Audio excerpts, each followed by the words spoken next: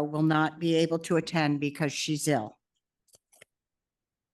The board is following the requirements of Assembly Bill AB 2449, which enables remote participation by more board members only under specific circumstances. We use simultaneous interpretation in Spanish for those attending virtually through the end of public comment. Translation will continue further into the meeting if people are utilizing the channel. Thank you to our interpreter, Teresa Mendeville, for joining us remotely. For meeting attendees wishing to access Spanish translation channel on Zoom, click on the interpretation button on the menu bar. We ask that all speakers be mindful of the Spanish interpretation and speak slowly and clearly. I ask board members to speak directly into the microphone and remind all speakers who are wearing masks to remove their masks when speaking in order to be clearly heard by all attendees. Item 1B is the approval of the agenda. Is there a motion to approve the agenda? Is there a second? Second. There is a motion to approve the agenda made by Mr. Limpert and a second by Mr. Cannon. Is there any further discussion? All those in favor say aye. Aye. All those opposed say no. The motion passes with unanimous vote, and the agenda for tonight's meeting has been approved. Item 2 is public comment guidelines. Guidelines for public comment are available on the San Mateo County Office of Education website and in board docs, as well as on the table outside the boardroom in both English and Spanish. If there are speakers who require Spanish interpretation, our interpreter, Ms. Mendeville, will interpret following each speaker's comments. At this time, members of the public may provide comment for topics not included on approved agenda. The County Board of Education does not act upon any matter that has not been agendized except under limited circumstances as permitted by law. It is the policy of the County Board to refer matters raised in this forum to staff for investigation and/or action where appropriate. Superintendent McGee, do we have any comments submitted prior to the meeting? We do not, and I just want to say good evening to the board members. When you first welcomed me, I didn't have any audio, but that's been adjusted. So I'm glad to be here, and we have no speakers who submitted in advance of the meeting. Okay, thank you very much. Speakers are invited to make live comment and have 3 minutes to speak. The board's executive assistant, Jennifer Perna, will keep time and advised when the speaker has 30 seconds left. Please keep within the time limits. To make a comment over Zoom, members of the public may use the raised hand feature. Instructions for using this feature are provided as an attachment in the board packet. Once the hand is raised, please wait to be acknowledged by Superintendent McGee. Superintendent McGee, are there any members of the public attending remotely who wish to make a comment at this time? I am not seeing any raised hands. Okay, thank you very much. Members of the public may also provide live comment in person. Superintendent McGee, are there any cards submitted? We do have one card from Janice Pellizzari. Okay, thank you. Ms. Polidari? Good evening, President Gerard, board trustees, and everybody else who I'm supposed to acknowledge. I'm here tonight because I wanted first to offer you an invitation, a cookie for the community outing. You're not outing, but holiday potluck. So we're hoping that some of you will be able to come. So I have a couple things. Mary McCardle's been chatting my ear off for the last 2 days about her visit with the board. I want to thank you for that from her and from that staff. They said it was really nice to see you. And then, let me think, I have a couple more shout outs. Negotiations this year. I just want people to know that we felt very respected and it was so much better than we've ever had in many years here at the county office. So I want the county office team to know that we appreciate that. And Sarah and her group, we are doing PBIS at community school, and Greg Fry and their team are helping. And so I want to shout out to them too. It's a big challenge, but we're getting it done. So have a good night, and I hope we get to see some of you. Bye. Thank you. Public comment addressing specific agenda items will be heard immediately before the board takes them up. If members of the public wish to speak to a specific agenda item, please use the raised hand feature when the item is announced, or if in person, submit a card in advance. Election of president and election of vice president. Item 3A is the election of president. At this time, I would request that Superintendent McGee preside over the election of the president for the San Mateo County Board of Education for 2024. Thank you, Board President Gerard. Well, we'll begin with public comment. Are there any members of the public wishing to make comments on this agenda item? Seeing none, to the board, are there nominations from the board for president of the San Mateo County Board of Education for 2024? Mr. Camacho? Thank you. I Sorry. forgot to look up. I'm sorry. It's okay. Thank you, Senator McGee. It's good to see you here. We've had a really fascinating last several years here at the county office, and had some new members join us over the last, I think it's now been 3-4 years now, and excited with the work that the board is doing. And over the course of the last 2 years, I've had an opportunity to see Vice President Bonini in her role and develop as a tremendous county board member, a tremendous advocate for children. And that's always one of my favorite things to see. And so tonight it is my great honor to nominate Trustee Bonini to serve as president of this board. Thank you, Board Member Camacho. I believe I asked for a second. Is that right, Mr. Niblin? Yes. Yes, is there a second? Thank you, Mr. Lempert. And before we move on, are there any other nominations from the board for president? Okay, seeing none, is there any further discussion among the board?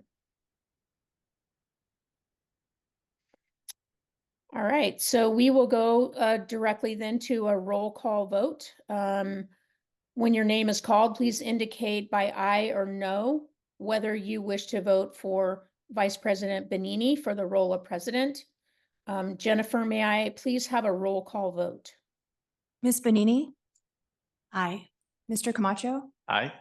Mr. Cannon? Aye. Mr. Lumpert? Aye. Mr. Torres? Aye. Ms. Gerard? Aye. So by a majority vote, by a unanimous vote, actually, of 6 board members present, congratulations, Board Member Bonini. You've been elected as the 2024 president of the San Mateo County Board of Education. And it's my pleasure now to turn the meeting back over to you. Thank you so much.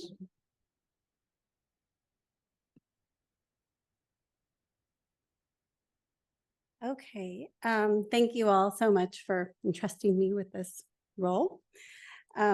We will, let's see, go to the right place. Beverly's an expert at this, so get to the right place. And now we're at item 3B, and that is for the election of vice president. Are there any members of the public wishing to make comment on this agenda item? Seeing none. Are there any nominations from the board for vice president of the San Mateo County Board of Education for 2024? Trustee Gerard. I would like to nominate trustee Hugo Torres as the vice president. Second. Thank you, trustee Gerard and trustee Cannon. Are there any other nominations? All right, may we have a roll call vote? Ms. Benini, Aye. Mr. Camacho, Aye. Mr. Cannon, Aye. Mr. Lumpert, Aye. Mr. Torres, Aye. and Ms. Gerard. Aye. By a vote of 6-0, Hugo Torres, trustee Torres has been elected as the 2024 Vice President of the San Mateo County Board of Education. Congratulations.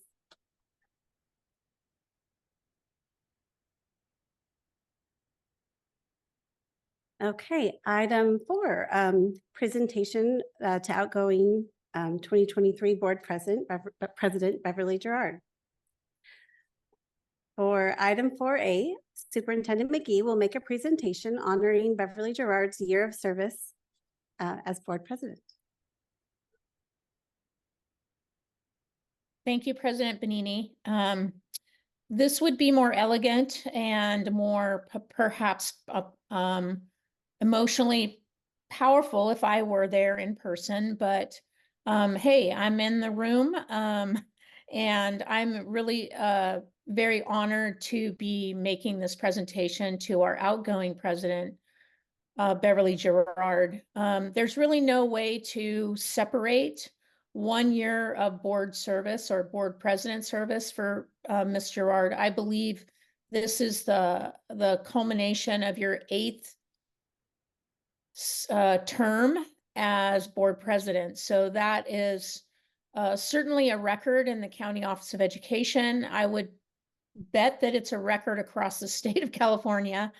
And that is truly something to be proud of and for us to recognize. We, as far as your the things you'll take home with you tonight, we have your board president plaque so that you can line up all 8 on any given holiday and make a game of darts around it or something that you'd like to do. So you've got your board president plaque, but I wanted to do something special for you this year. And I know that you're a person who really loves your home and likes to decorate your home and celebrate holidays. So we selected a really beautiful flower vase that is I think it's not engraved, but it's whatever, inscribed in the glass, honoring your 8 years of service as board president to the County Board of Education. I hope that you can really display that prominently in your home. It can be a topic of conversation among your family and your friends, because it's something you never want to forget or minimize all that you have done for the children and families of San Mateo County.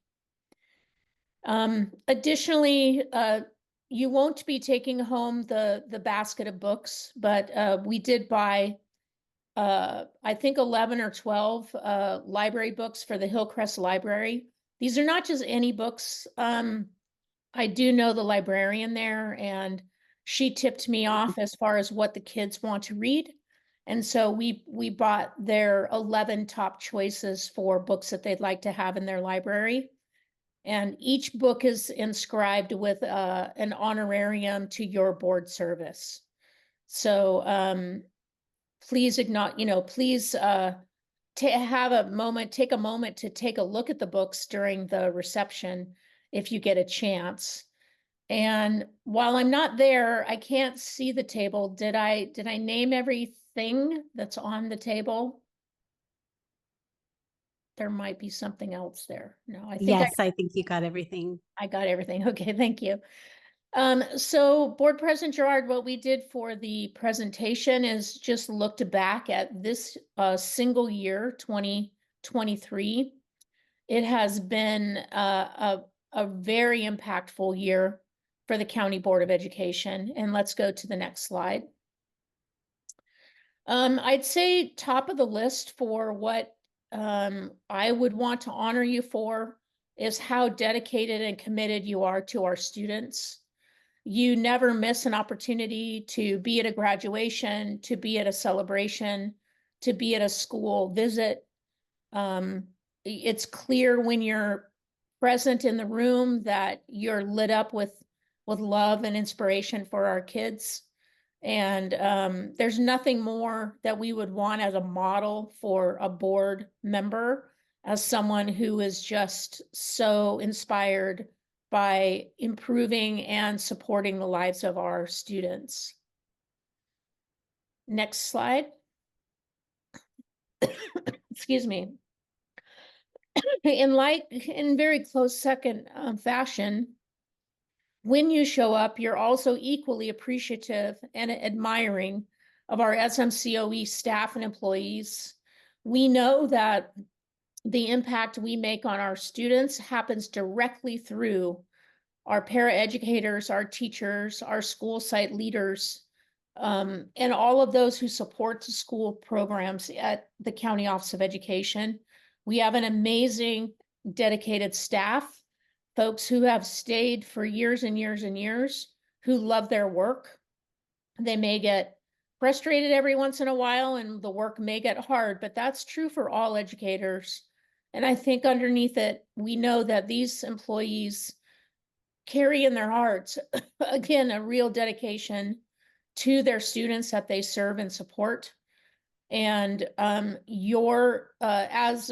Ms. Pellizzari mentioned tonight, your acknowledgement and appreciation for their work goes a really long way. And again, when you are on campus or at an event, your joy and appreciation is just very palpable and obvious, genuine and authentic. Next slide. We love honoring our volunteers and recognizing award winners in the County Office of Education. I know that you also enjoy these evenings. And so you really do a wonderful job of being a ambassador to our volunteer community, to the County Office of Education, and to the county board. Recognition by the county board means something special to our volunteers and award winners, and we appreciate that you enthusiastically support these moments and these events. Next slide. So big things happened this year. I'll start with the piece. The image on the right is an acknowledgement of a complete global update of County Board of Education policies. When we think about this, it seems like a nearly impossible task. It literally has taken us about 3 years to get this completed. But this year, you really pushed through, spent a lot of time and energy working through the various questions and challenges of the work. And in the end, right now, we have a complete update of our board policies, which is, again, something that if you compared to other county boards of education across the state, we're probably in the top 10 in that category. Because it is hard work, and it's also hard work to keep it going and develop systems and processes, as you know, to keep it updated, which we have built into the system now. So that is really kind of a lifetime accomplishment of a board president, is to get a complete update of global policies. The other thing that's really outstanding that we accomplished this year is the housing project that we, the county superintendent and the county board, have moved along.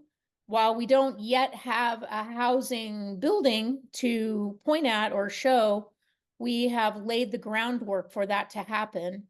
It's an innovative model, again, across the state. We had several county offices ask us for presentations about how we did this thing. So we've reached out and shared. And once we have this building under our purview, in 30 some years, that building will actually become the property of the County Office of Education. I've always admired our indigenous culture since I was a little child, and I used to study various tribal nations and their cultures. One of the things that really stuck with me when I was a child was the idea of, making no decisions unless you look ahead 70 years or so to see what the long-term impact of a decision might be. This is that kind of decision that in 30 years, likely I won't be around to celebrate it in person, but the meaning and the impact of this to the County Board of Education and to our students and to our staff in those 30 years who will be living in a building in which there are more affordable rents will change the trajectory of our success going forward. So this is the kind of thing that we can't yet quite see the impact of, but for years, as the years go by, the impact will grow and deepen.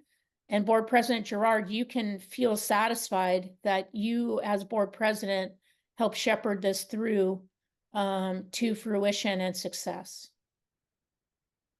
Next slide. And finally, well, actually, I don't know if it's finally, because I don't know if there's another slide or not, but the board did so much work, has done so much work over the last 2 years in particular. And you have served on multiple subcommittees, including the strategic planning process, which for us is really giving us a grounded direction. And then we are building out implementation plans for our strategic planning process. You, of course, as I just mentioned, worked on the workforce housing subcommittee. You are serving on the Gateway subcommittee, and also you're the board's LCAP representative and one of our 2 representatives for the Coalition for Safe Schools and Communities.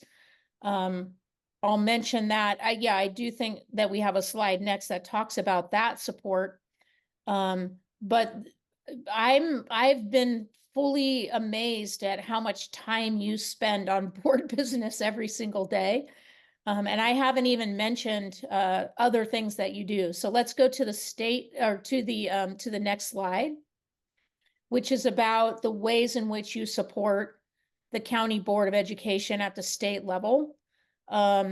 Just recently, last week, you were at the California School Boards Association meeting and accepted, along with Deputy Superintendent Marco Chavez, the Golden Bell Award for the County Office of Education's Environmental Literacy and Sustainability Initiative.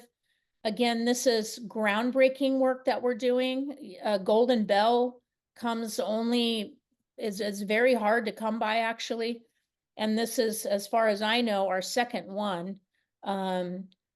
But your presentations, I was pleased and honored to present with you side by side at the CCBE conference in September, along with Monterey County and Santa Barbara County, as we share out our Coalition for Safe Schools and Communities model, which again, across the state, we're getting interest from counties all over the place who want to adopt the Big Five as their county-wide safe schools plan.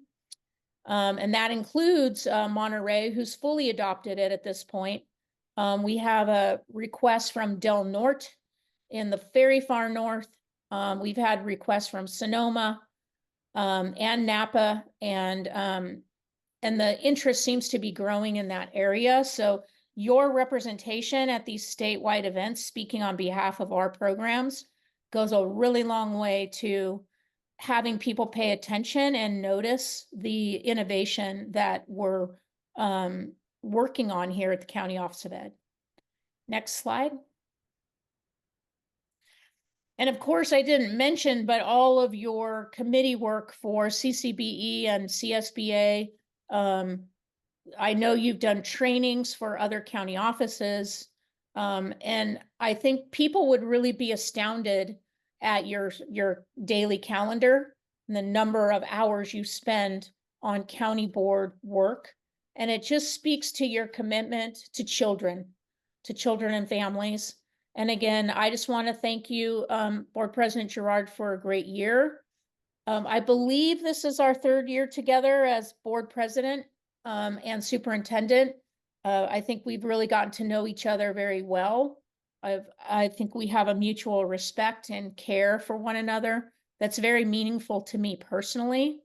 And at this time, I don't know if I could ask maybe Deputy Superintendent Chavez to step forward to the table and just ask Board President Gerard to come forward. And maybe you can just take a look at your honorariums and maybe say a few words before we move to the next thing. Deputy Superintendent Chavez, I'm looking for Miss Gerard to get a good hug that I can't give. So I'm gonna send my virtual hug through you. If we can acknowledge and recognize Board President Gerard with some applause, that would be wonderful. Thank you.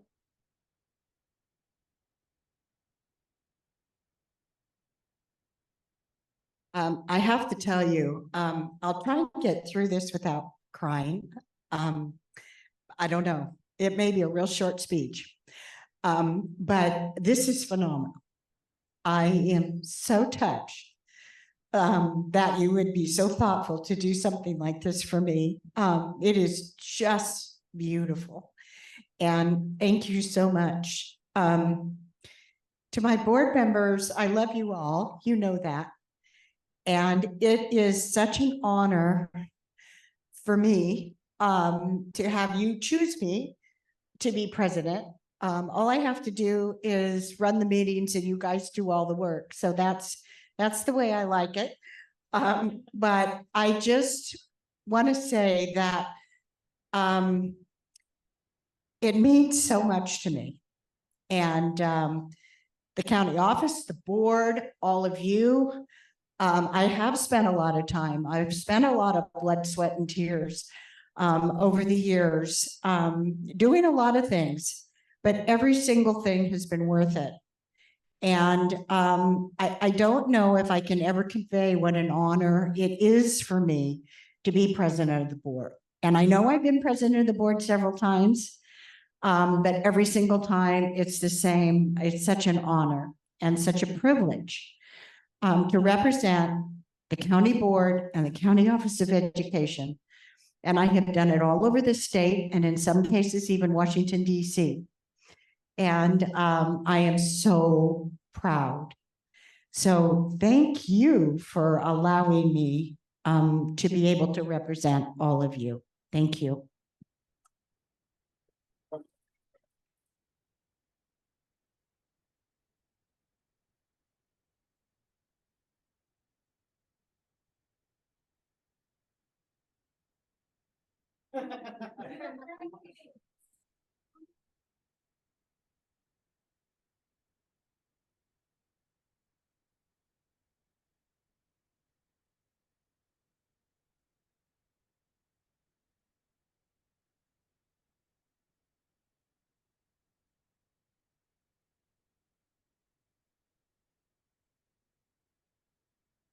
Okay, it's not in the script, but just in case, does anybody on the board want to say anything to Beverly at this time? Maybe save it for comments later. Okay. Just wanted to check. Okay, next we're on to what I know is Beverly Gerard's favorite part of our meeting. So this will be my first time partaking in it. So I hope I can live up to the standard. We have our Employee of the Month presentation. Next, our December 2023 Employee of the Month is Anthony Maldonado, Custodial Maintenance Worker, Facility Services, Business Services Division. And Anthony, would you mind joining me in the front?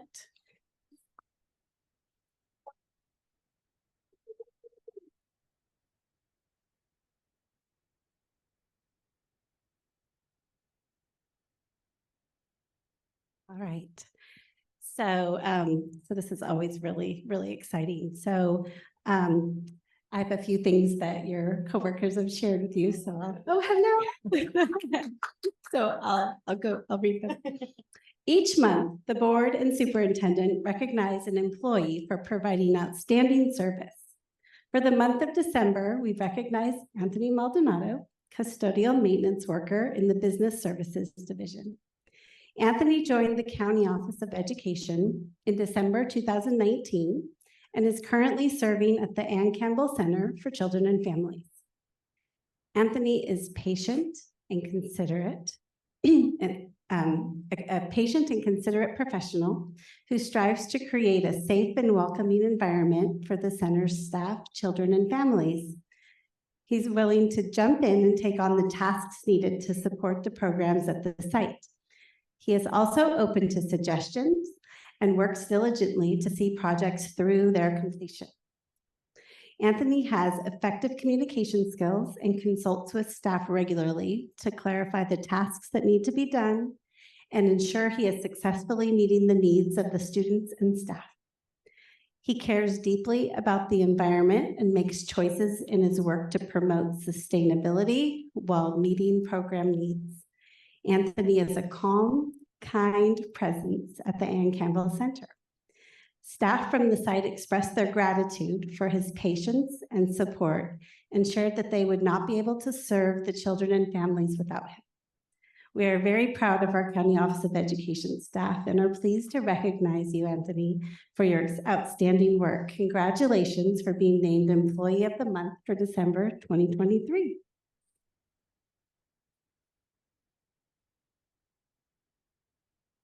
Do you like to say a few words? Yeah, I would honestly thank you to the board and thank you to Rich, my manager. Excuse you. Without Rich's help, I would have never gotten the job opportunity and the guidance that he's given me to help me succeed in the way I have, along with Heather Logan as our school principal, who's given me a lot of guidance and projects to work on and has seen me through it all. And I would love to thank my coworker Gustavo, who's honestly just have to say one of the best best coworkers and best coworkers and teachers that I have, because he's helping me through everything that I've ever had to go through. And just honestly thank you all for the opportunity to be here and work here as well. Are you done? Thank you so much. I just wanted to briefly share that some of us had a chance to go visit the Ann Campbell Center yesterday, and we did bump into Gustavo, and I don't think we saw you, but it is a large facility, and there are a lot of things going on there, so I know you're working super hard. So thank you again, and I think we have an Apple award and a little gift to go along with it. So you're welcome. Thank you. I didn't see him.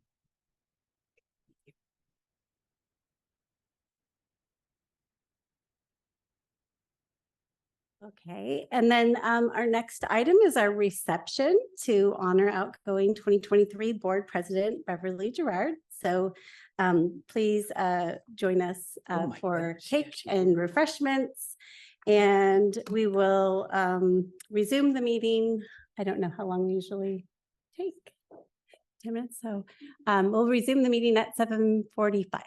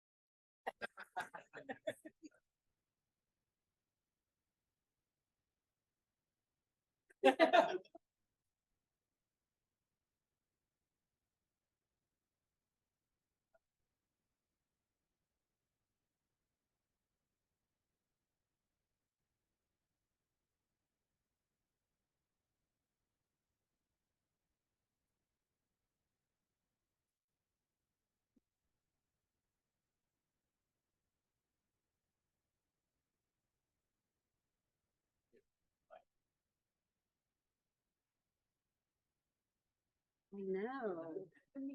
I think I didn't mess it up, but I double did my.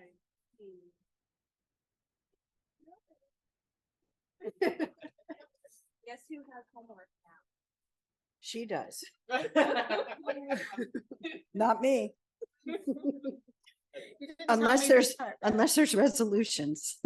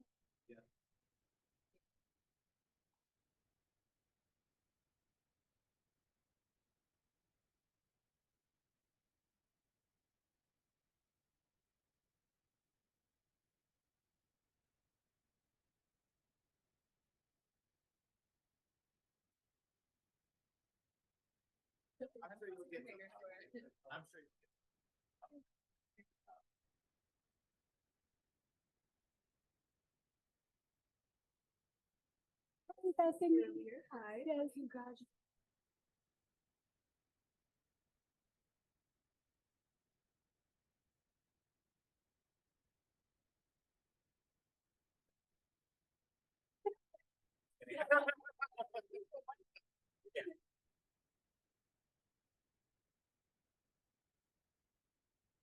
I sent you that email, then I realized I'm registered. I will be there. Okay, good, excited.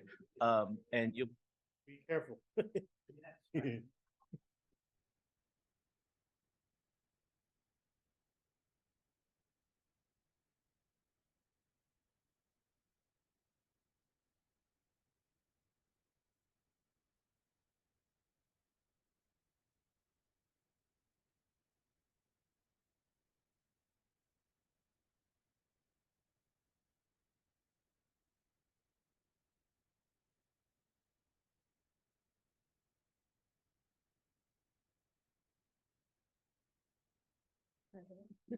Okay, we're going to reconvene the meeting. We're a little later than planned, but it was ish, so good.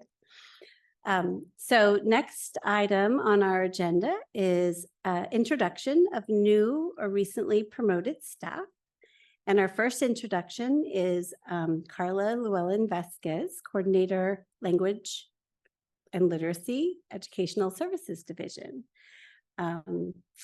Carla, can you join us? Thank you.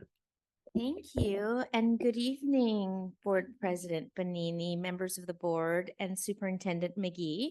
My name is Carla Llewellyn Vasquez, and I'm honored to be here this evening as a member of the San Mateo County Office of Education team. I joined the Curriculum and Instruction Services Department on October 2nd as Coordinator of Language and Literacy. In these past couple of months, I have felt a warm welcome and an increased sense of belonging to an organization that is student-centered. I hit the ground running with shadowing colleagues, designing and facilitating professional development to support the needs of multilingual learners, getting to know districts, and beginning to build relationships to further the work to support our English learners and multilingual learners. As an immigrant of Panama, I grew up as a bilingual child.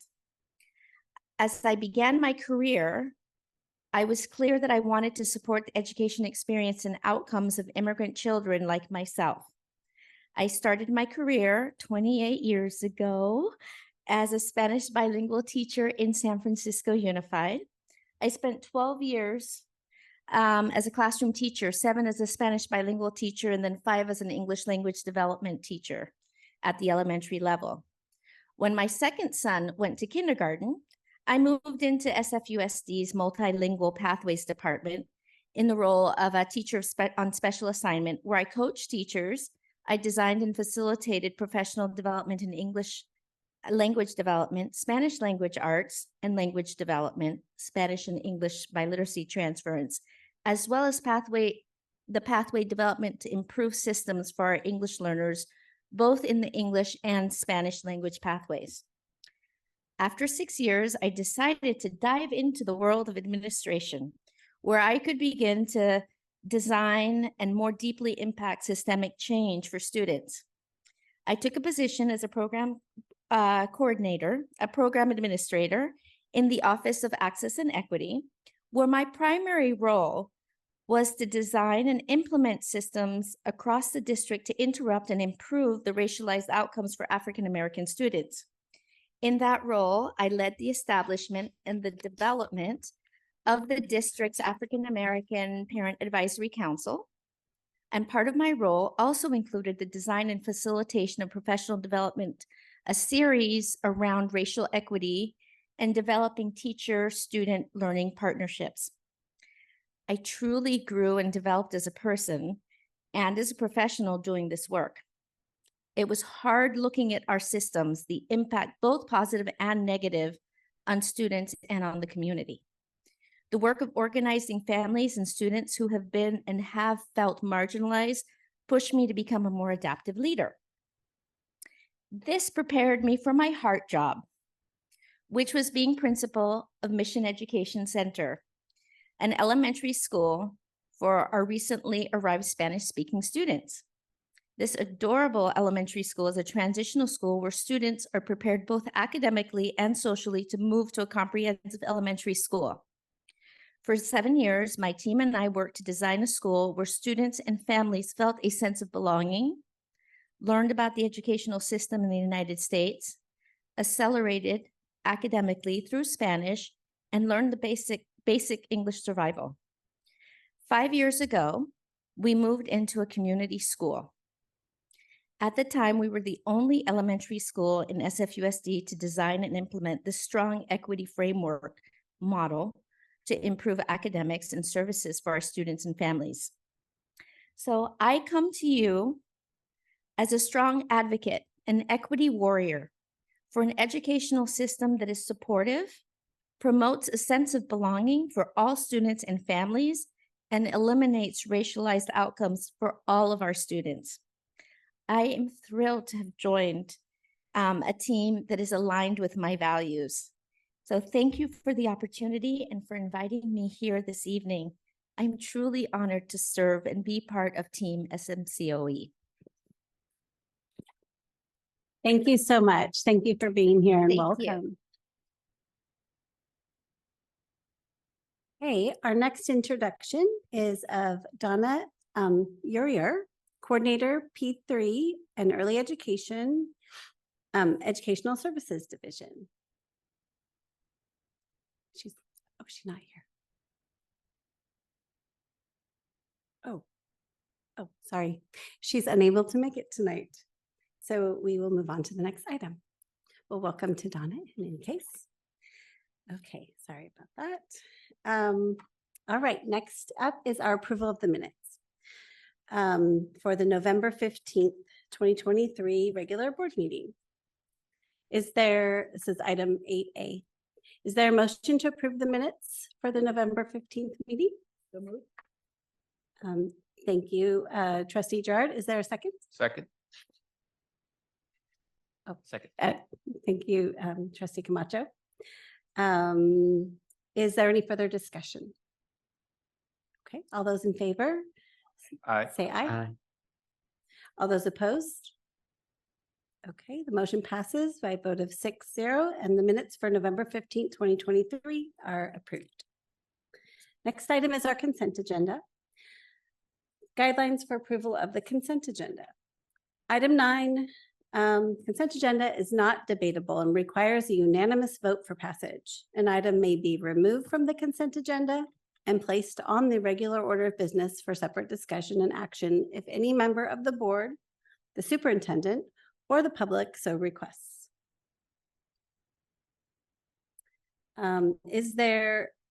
Do you read the items? No. Okay. Is there a motion to approve the consent agenda? So moved.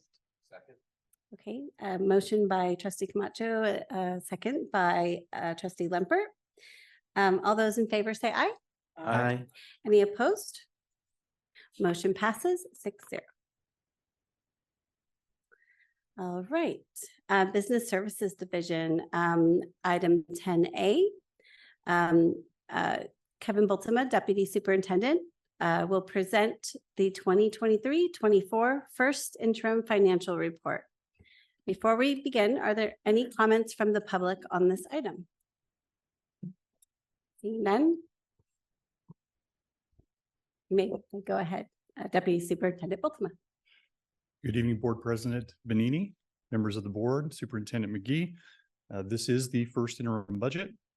As a reminder, a budget is a dynamic document. It doesn't stay the same. It shouldn't stay the same. So these are just some of the larger changes. We do another local control funding formula calculation. And with that, update our revenue projections. Largest portion of that for us is taxes. So we're looking at updated property tax information, which we then incorporate into that calculation.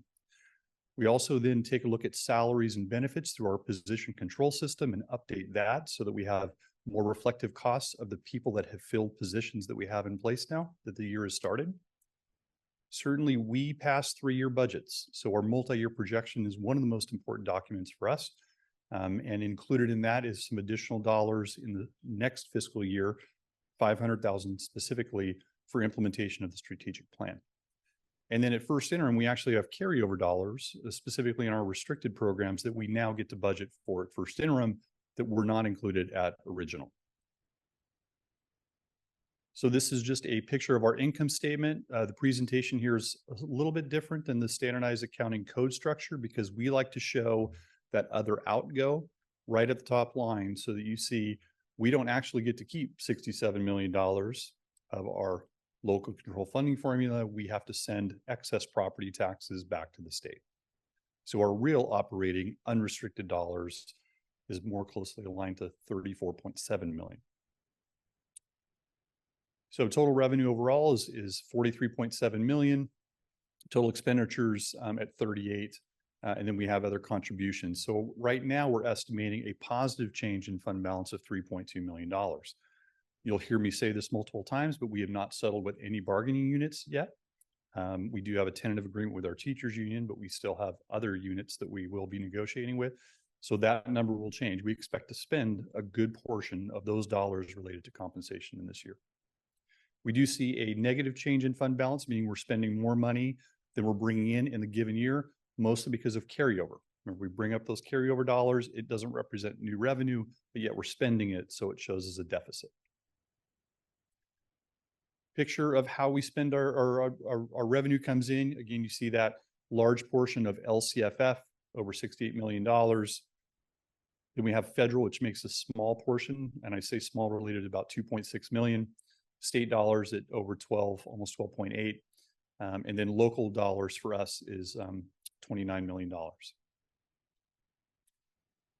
This is a picture of our expenditures, and altogether we are a people business. So certificated salaries, classified salaries, and benefits make up a good portion of our budget. As a county office of ed, we do have other contracts and relationships for dollars that go out. You can see, and this is increased over time, the excess property tax number continuing to go up. As our revenues go up, more money is also going back to the state because we don't get to keep all of those dollars. This is hard to read, I know, but this was one of the requests from the board is to get a little more information on contracts and services related to the budget. So what we're providing you here is we manage this budget by manager code. Often other LEAs may manage through the resource code in the standardized accounting code structure, but we use manager code. That's the way we do it. So you're seeing a breakdown of the unrestricted dollars. We have budgeted $10 million in services by all those different manager codes. And then you see on the restricted side, we're budgeting over $15 million, again, by all those manager codes. Yes, so there are some large contracts that are going out. You can see those. Climate was one specifically where we have a relationship with 10 Strands to be drafting curriculum. So those are dollars that are coming in on the restricted side and then going out related to services. I think this is one of the most important slides. What I think we owe the board and the public, our employees, is what happened in the budget. What changed from original to where we are today at first interim. So we have updated our LCFF, as we mentioned, and we're seeing an increase in revenue of about $1.8 million. That is because we're seeing property taxes increase beyond what we had originally projected. But I have a big green arrow there to also show you then our excess property tax number goes up as well. We do get to keep the difference, and that is related to the enhanced formula that we saw in place last year. So for, we talked about this last year, but we're actually getting a little bit of ongoing new money, which we didn't have before that change in the formula itself. We do have a slight increase in some local contracts in the form of revenue. And then I really just kind of want to send a shout out to our finance team related to position control, because you're seeing a tighter variance in our salaries and benefits lines.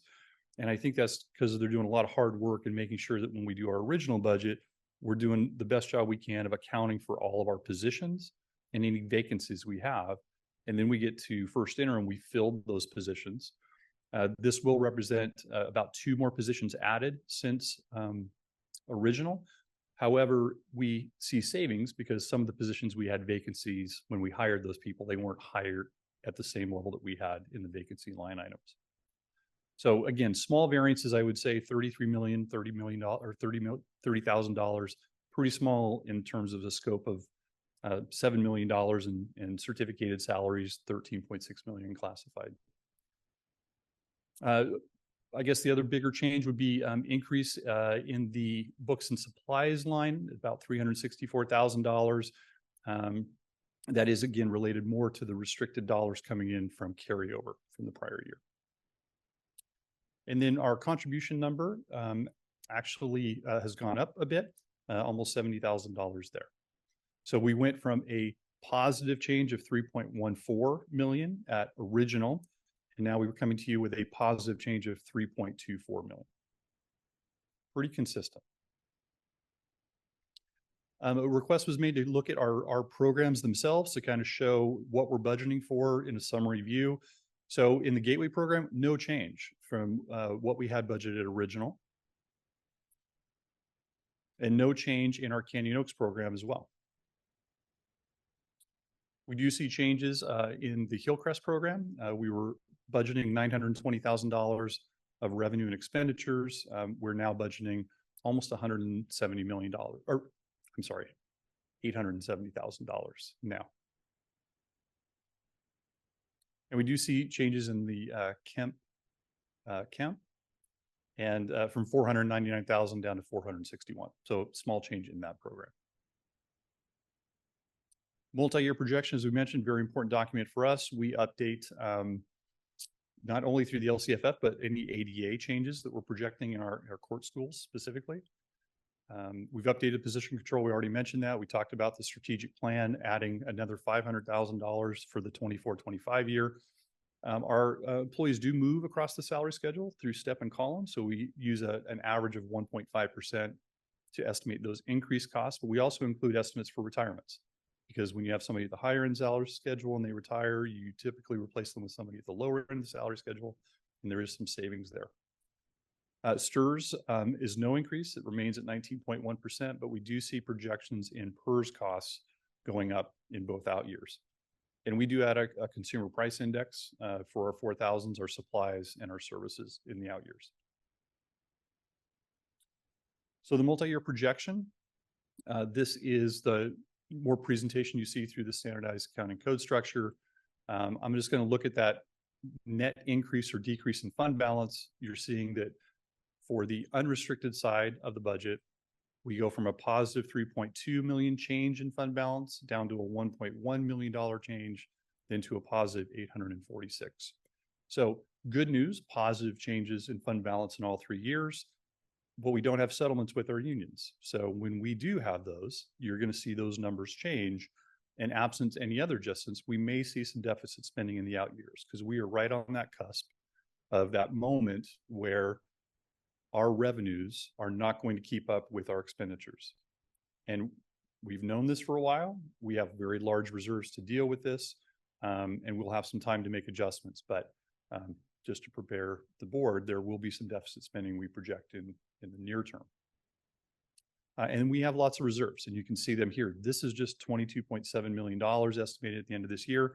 We make all of our reserve requirements that we have in place. And we talked about a transfer from our general fund to Fund 17. We had put that at $9.8 million at original budget. We have not made that transfer yet. So we keep that in our reserve designation. We should do that before second interim, and those dollars would then come out. We do show this same presentation with kind of looking at that other outgo line at the top. But please note the net increase and decrease in fund balance remains the same. It's still the 3.2 to 1.1 to the 846. You can just see that really the operating revenue here isn't 67 million, it's more 34.7. But it does increase each of those years, which is better than where we were, even 2 years ago. So a picture of our reserves in a multi-year projection format, looking back at 21, 22. There are some new bands now that we've added because we've added a board reserve for the first time, which we didn't have previously. But we're certainly able to meet all of our economic reserve requirements by the state, 3% of total expenditures and other outgo. And then we have our non-spendables and other unappropriated. So again, the budget certification, we have to self-certify. Obviously, this is a positive certification. So the conclusion at the end of this is really, this has been completed and put together before the latest information of state revenues has come out. So our projections on our LCFF include the previous COLA estimates that were over 3%. In the out years, we're hearing now that we'll be lucky to see 1%. And we'll see how the state deals with that. So we would expect that there would be a reduction in our multi-year projection as far as revenue projections. The deficits that we see in the restricted side of the budget are expected and literally related to one-time money. We have very healthy reserves. Don't hide from that fact. The transfer we mentioned has not been made, but we do hope to make that before second interim budget, that $9.8 million. Again, compensation agreements not included in this budget. So numbers I would expect at second interim to go down. And then in the multi-year projection, we do have the class and compensation study that work is being completed or being worked on right now. So we'll get information that will put pressure on us to address that study to make sure that we're paying our employees what's out in the market for comparability. And then the strategic plan implementation. So we're aware of that. We have some additional dollars next year. So we'll see how that plays out over time. So with that, open up to any questions. Thank you so much for the presentation. Does anyone have any questions? Trustee Limpert.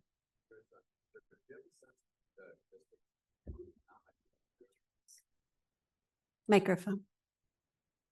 Do you just have a general sense of how much across the districts in the county, how much their reserves vary? Depends on the district for sure. So it varies a lot. It varies a lot. Yeah. It can be anywhere from being considered community funded basic aid to whether you're LCFF. Size matters. We have some districts that have large reserves. And we have others that we're currently working with in our AB 1200 format that didn't even make their 3% at the beginning original budget. So we kind of have both, which kind of speaks to our county. We have districts that are very highly funded on a per student basis and others that are more close to the state average. And in an environment where pressure of compensation is still very real. Great, thank you. Trustee Camacho?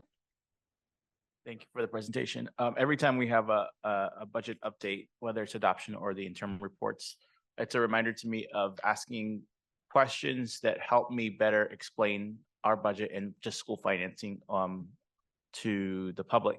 And so when I look at the numbers of how much we spend, for example, on a gateway program or on outdoor ed program, I think it's helpful to break it down even to a per pupil level. So not necessarily right now, but for the purpose of us communicating outside of here, when people say, how much do you spend on, say, outdoor ed, I can say, you know, it costs about X amount per pupil for that. And I think that's much more tangible than these large numbers. But I don't think that's for this presentation, but it is a reminder to me of like, how am I communicating about that?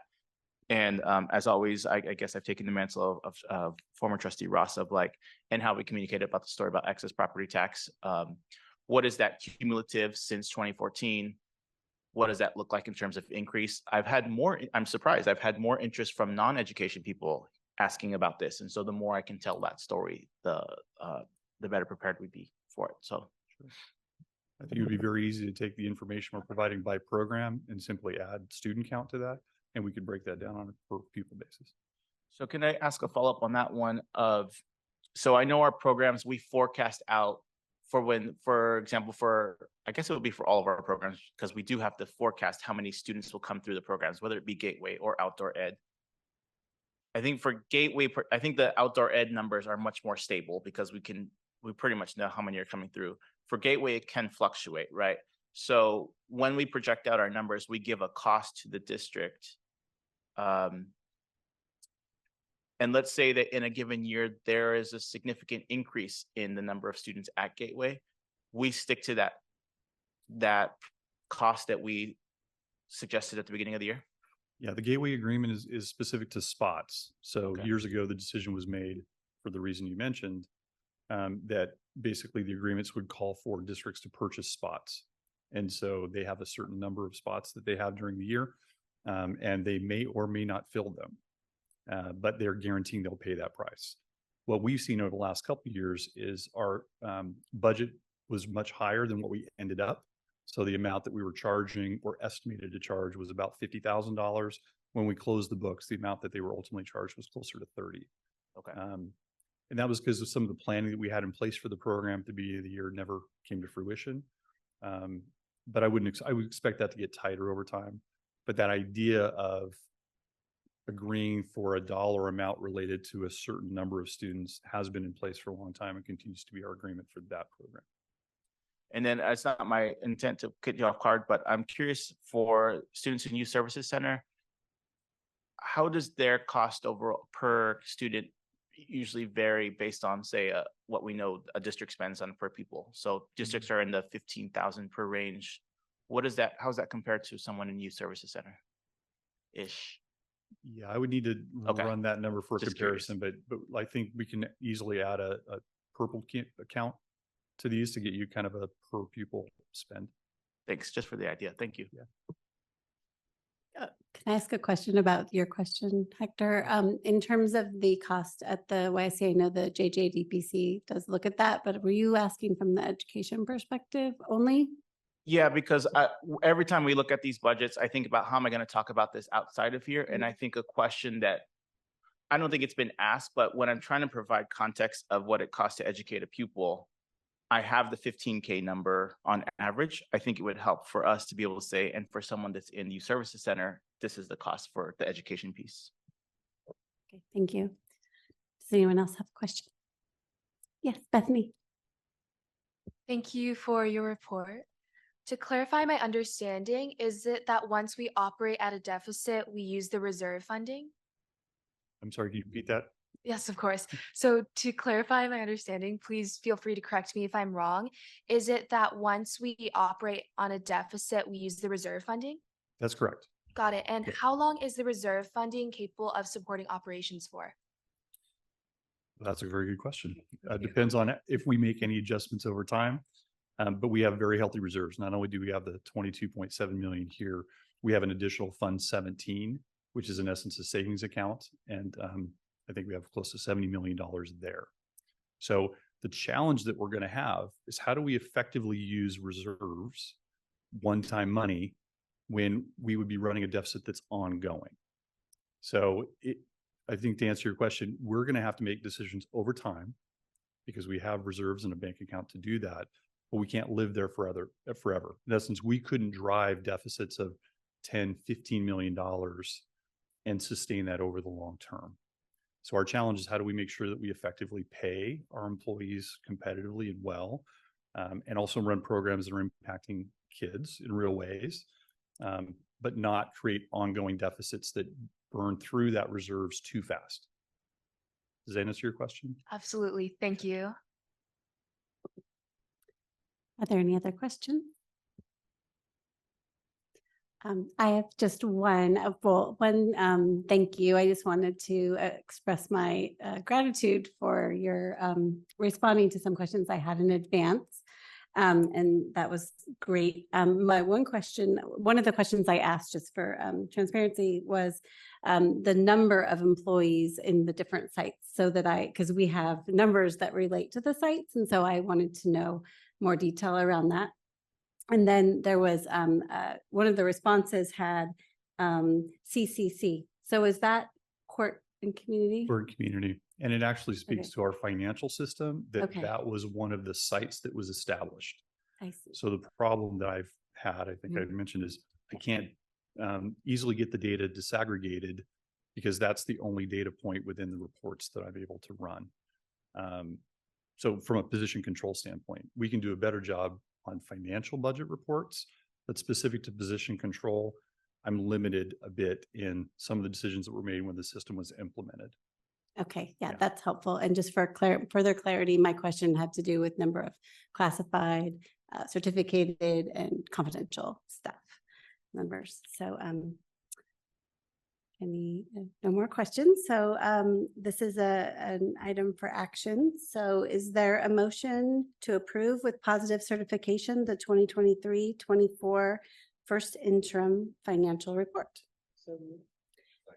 A motion by by Trustee Gerard and a second by Trustee Lempert. All those in favor?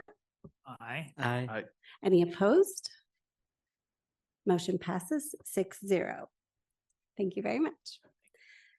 Okay, Office of the Superintendent.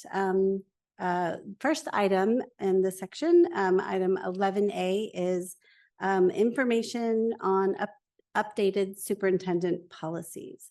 So we'll receive this information. Before we begin, are there any comments from the public? Seeing none, Superintendent McGee, and bye, Bethany. Thank you, President Benini. This should be a quick item. This is just the process we've adopted to do our policy review. When we start with a policy at the beginning, it will always be a board policy likely because superintendent policies are relatively new.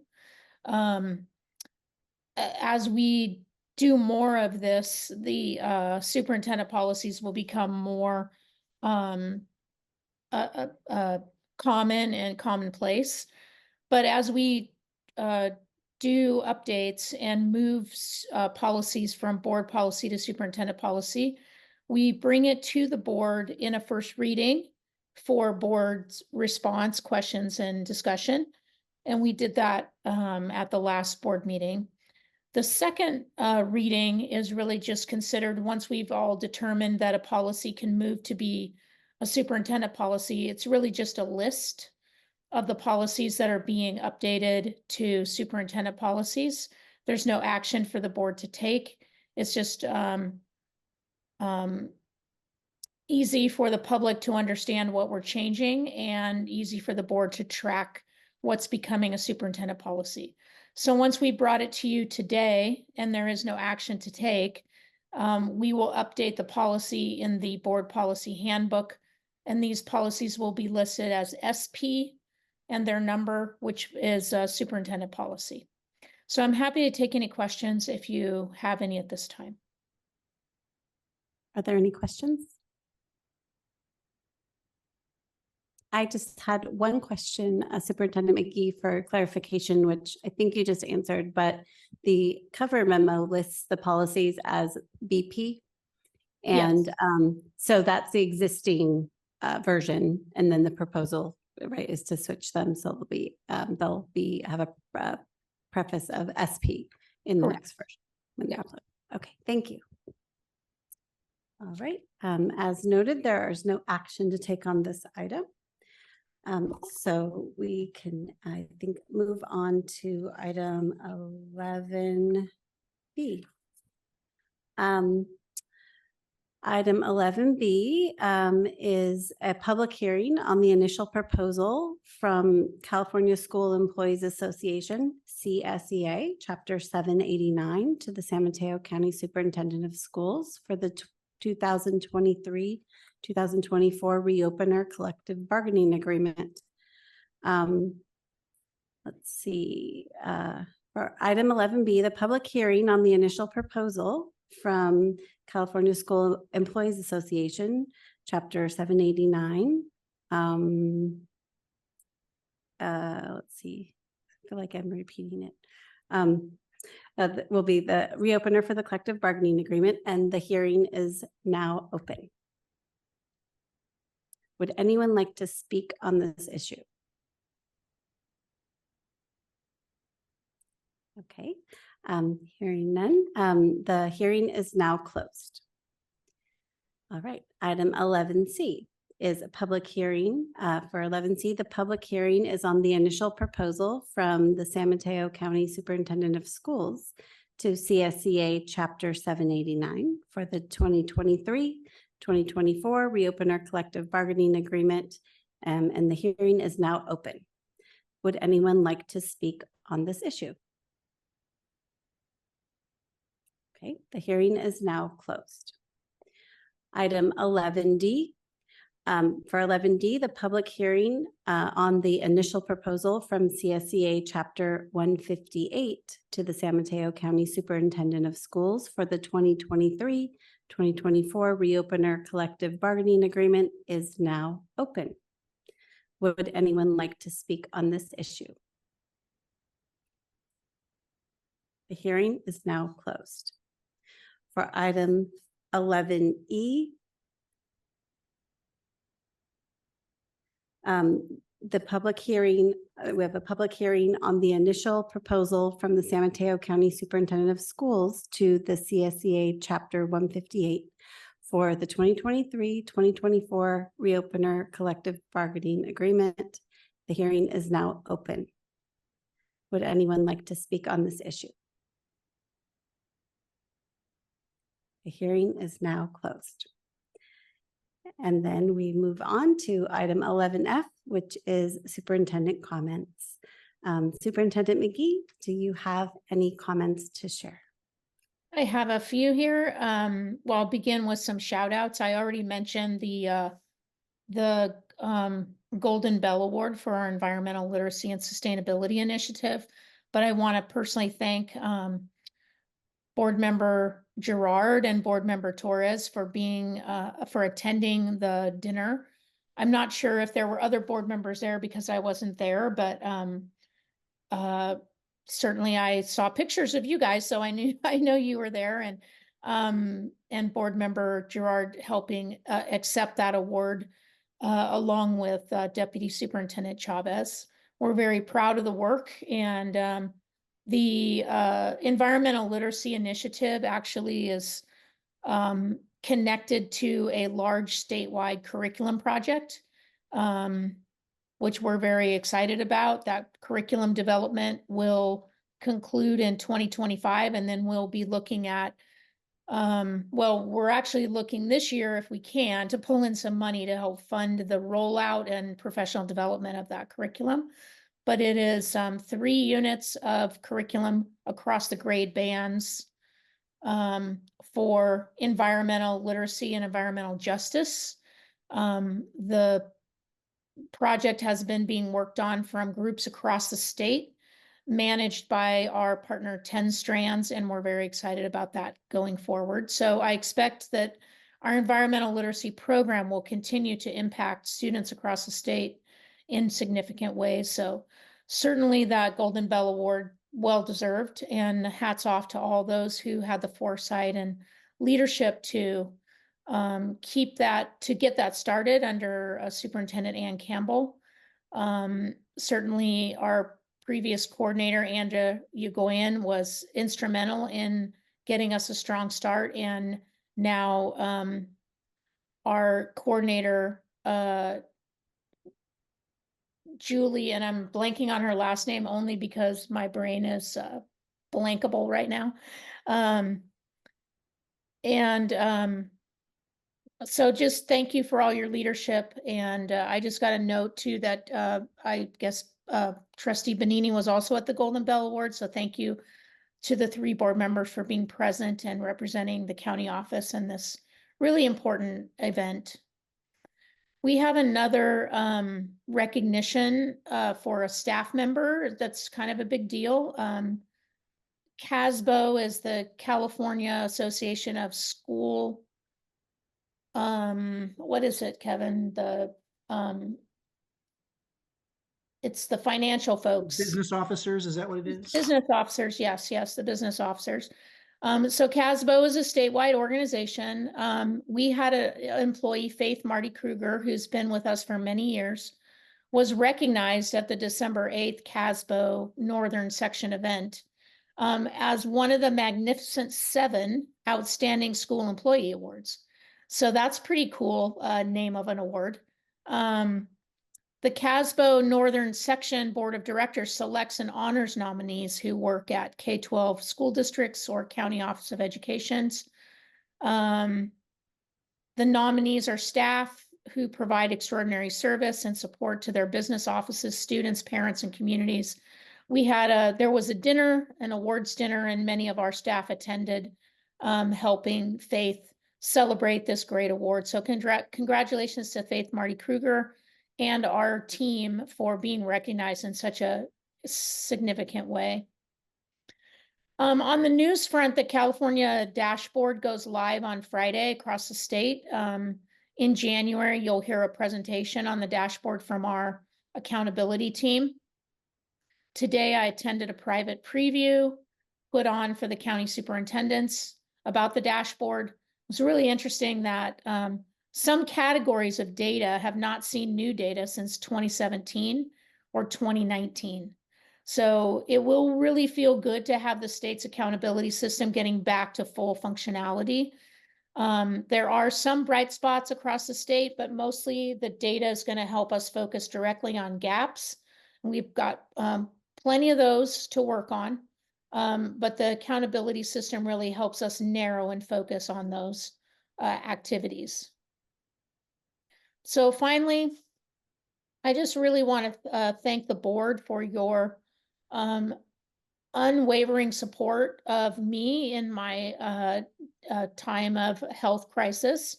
I could not be more grateful for your kindness, compassion, and your just warm wishes for my continued healing and return to the office. I look forward to that.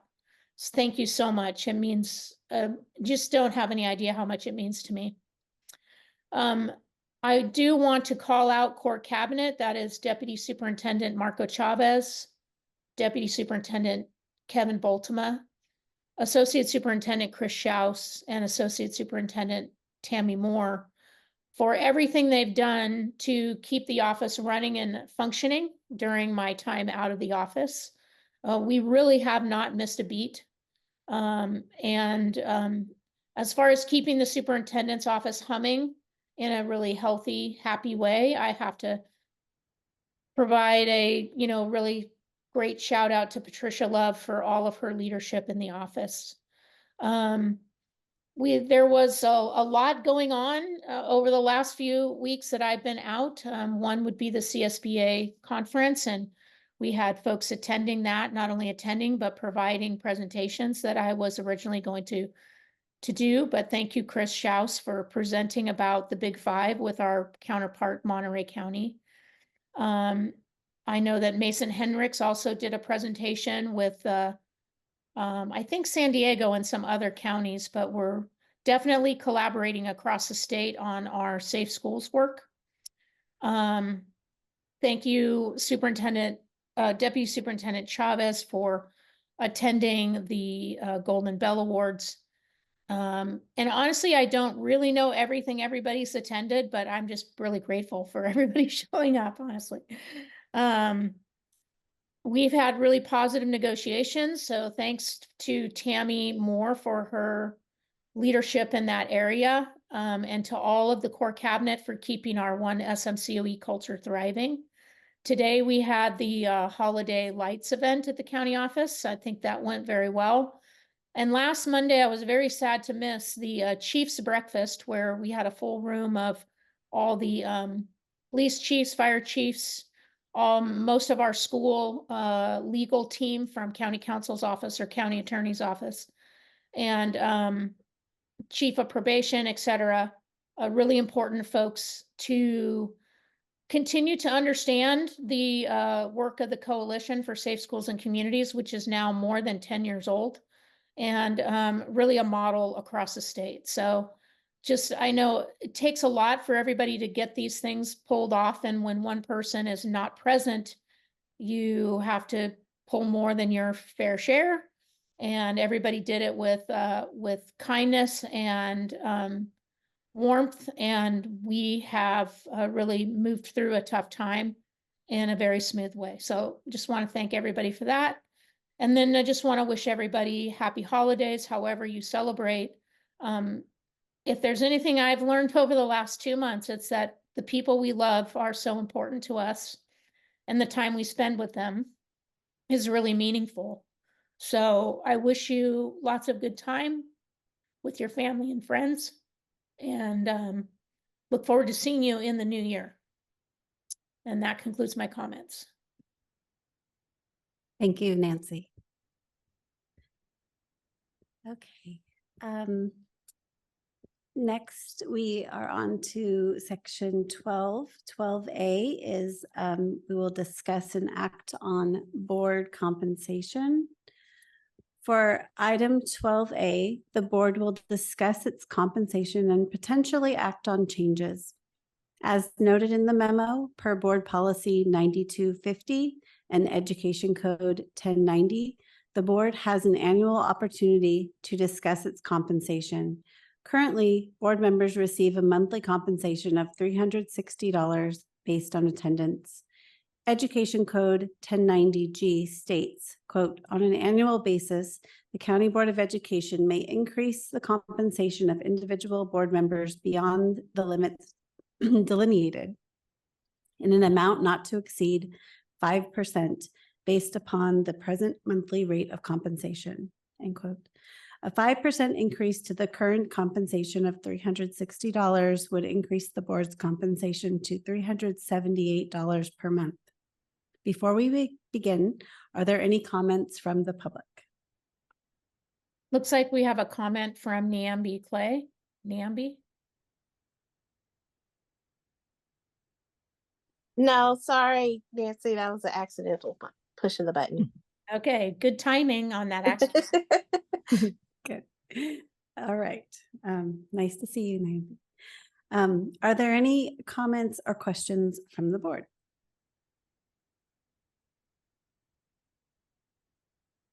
Okay. Is there a motion regarding board compensation?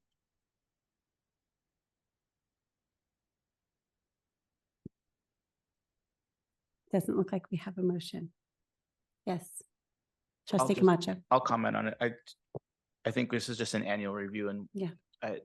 Particularly in a year of contract negotiations, we generally don't act on it. So I'm comfortable just where we're at now. Okay. Okay, thank you for that comment. All right. So we will then move on to item 12B, which is a report out on the California County Boards of Education, CCBE, breakfast and membership meeting at the 2023 California School Boards Association, CSBA, annual conference. For item 12B, the board will report out on the CCBE breakfast meeting. And before we begin, are there any comments from the public? Okay. Would any of the board members like to report out? Trustee Gerard. Yes, I actually would like to comment on what happened at the CCBE breakfast meeting. At that meeting, it was announced that CCBE will be dissolved as of January 29th. This decision was made by the CSBA Board of Directors because they said that CCBE was a section of CSBA, but there was not a definition of what a section was. So rather than coming up with a description of what a section is, they decided to honor one of the standing rules that CSBA had that allowed them to actually dissolve CCBE. So CCBE will no longer exist. What they have done is take the current board of directors of CCBE and make them a region of CSBA so that they would attend the delegate assembly as Region 19. We would no longer, of course, have any officers, but we would elect a regional director. The one stipulation that they did allow us to have is that Region 14 members, delegates, can elect their own regional director, where the rest of the regional directors of CSBA are elected by the body. So needless to say, this was quite a shock. It was decided by the CSBA Board of Directors, and I have a real issue with it. And one of the things that I brought up to Vernon Billy was I would be willing to guarantee that if you walked around the room at the delegate assembly and asked the board of directors that voted yes to dissolve this, they probably don't even know what county boards and county office of education do. I think that it is a terrible blow to county board members. CCBE has developed over the years into something that was really quite extraordinary. And I think that's one of the problems. I'm being very candid in what I'm saying this evening, but I'm more than a little upset about what happened. We have really become a body, or had become a body, to be noticed. We had exemplary training that we provided to county board members. And in some cases, we actually went to county offices of education and did training there. We had an excellent conference that we put on every year. We also had a March workshop that was also excellent, where we did all kinds of training for new and existing board members. We also were very knowledgeable when it came to our legislators and what was or was not happening for county board members. In the past, it has been noted by county board members that the legislative committee, even though now county board members do have 4 representatives on the ledge committee, things did not always get noticed that pertained to county boards or county office of education. And in some cases, CSBA decided that they didn't want to support whatever that piece of legislation was, and it was important to county boards.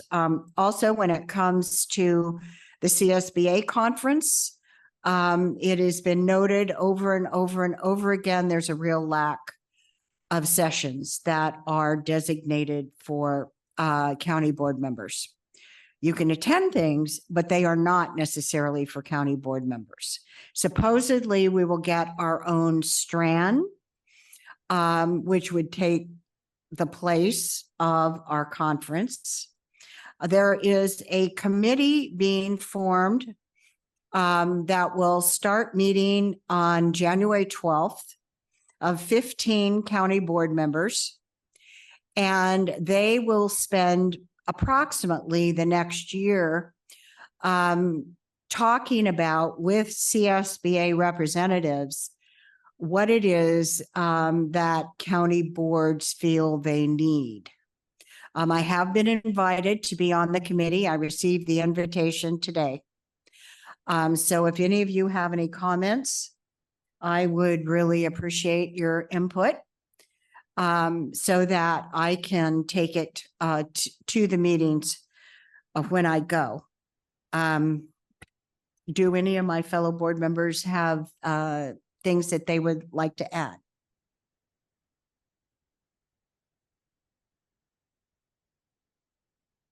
Trustee Camacho. Thank you.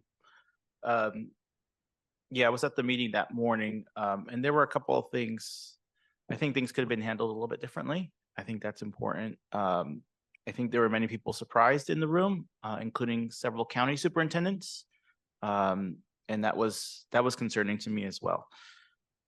It's an action that's been taken, but I think with this transition committee, this is an opportunity to raise the concerns that that really exist in this transition time.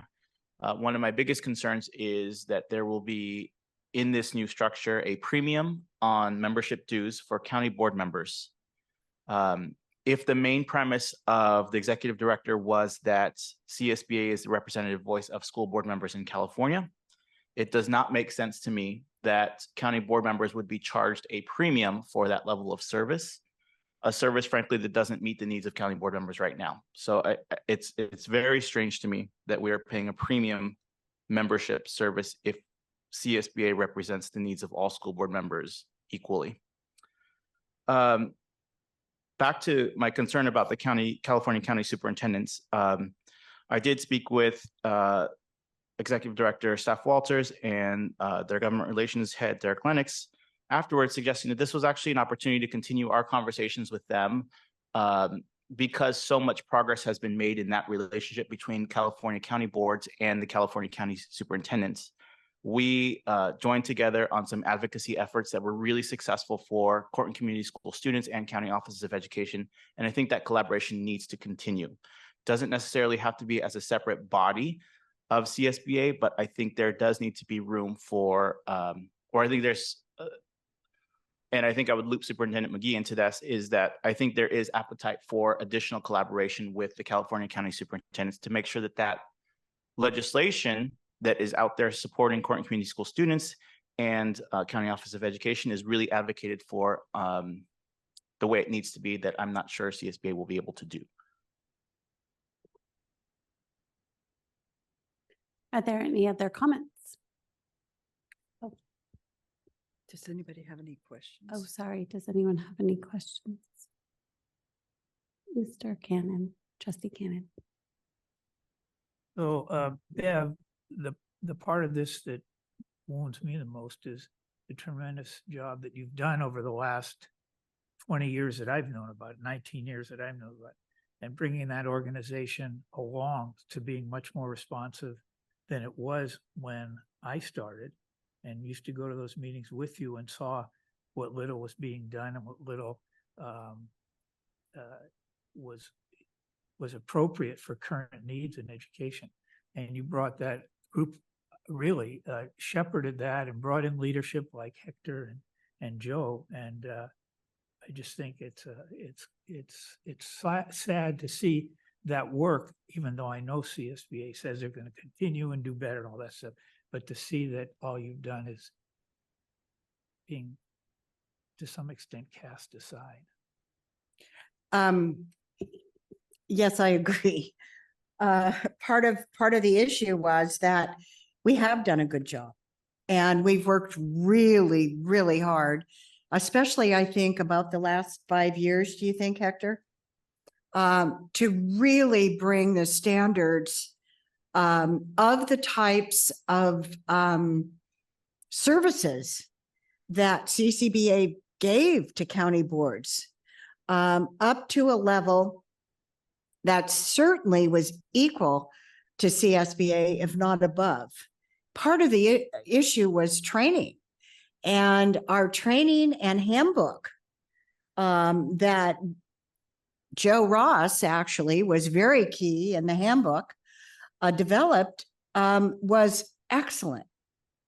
And in this conversation that we were having on Thursday, because it was announced at the board of directors meeting on Thursday and then came to the general membership on Friday, was the fact that somebody said, well, CSBA wasn't consulted on the handbook. That is not true. CSBA was consulted several times with the handbook. And now they're talking about incorporating it with something else. And this is the issue. We don't do what district boards do. End of story. And we're having a really hard time convincing them of that. So our training was better than the CSBA MIG training. And that was not well received. That people really were gravitating towards our conference and our training as opposed to attending the MIG. So my guess is we will no longer be doing any of our own training. It'll be all done through CSBA.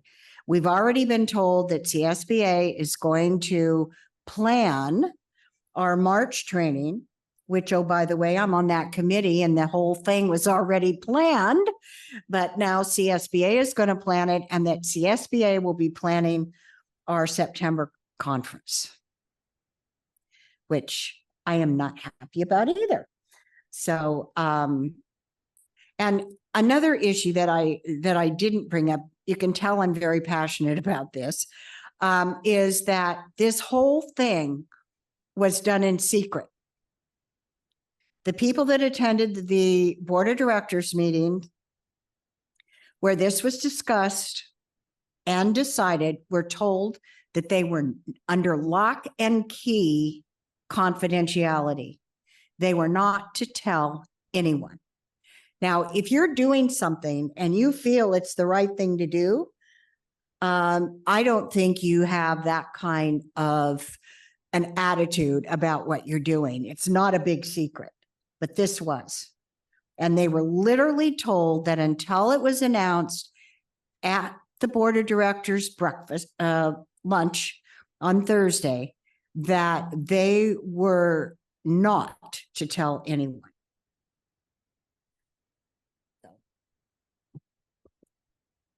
All right. Are there any other questions, comments? I'll just make a brief one.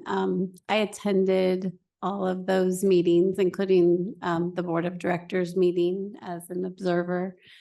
And it was, you know, I could see both sides. I could see where, you know, legally CSBA could do what they did. I don't think they did it in the best way, but there was just a lot of emotion in the room and a lot of, I think it was Juliana's statement that stuck with me, just about how the CCBE members were, you know, needed some time because this was sort of just done, because it means a lot to them, the work. And I know it means a lot to Beverly. So it was really sad. It was a sad time. It was consuming at the conference. And so I spent some time, focusing on that rather than doing some of the other CSBA things, because I felt it was really important. And I think it'll be, I'm really happy that Beverly is on the committee. And I think we all would have input. And so that's really great to have you there. Oh, absolutely. Yeah. I just want to say one more thing, and it's one of the things that several of the CCBE members discussed at the Board of Directors meeting and also at the general membership. We were never allowed to discuss what was happening without CSBA personnel in the room.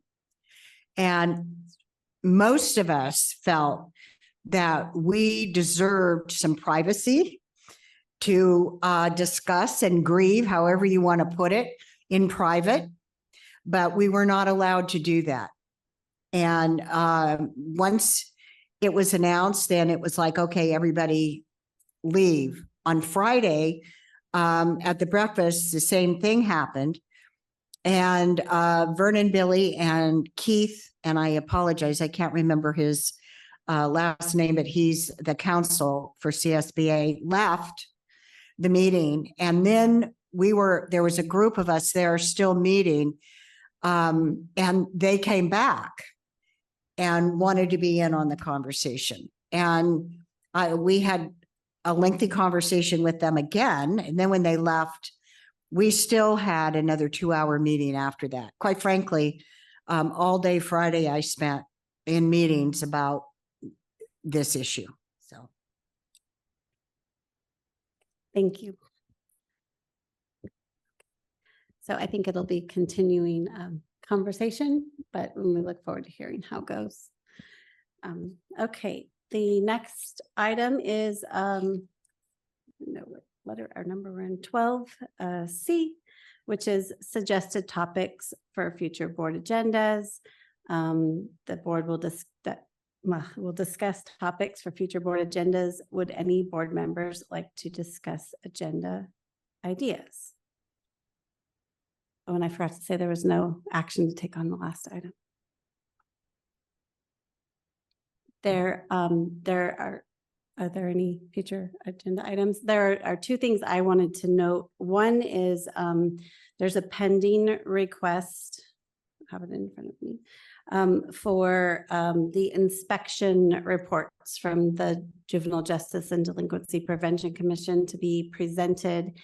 And I think, if I can see it, it says early in 2024. So I would like to make a request that we try to do that and have the members of the committee come in January, for the reason being that there are certain members of the committee for the JJDPC who are departing that commission. Yes, commission, not committee. And so it would be really nice to be able to do that in January.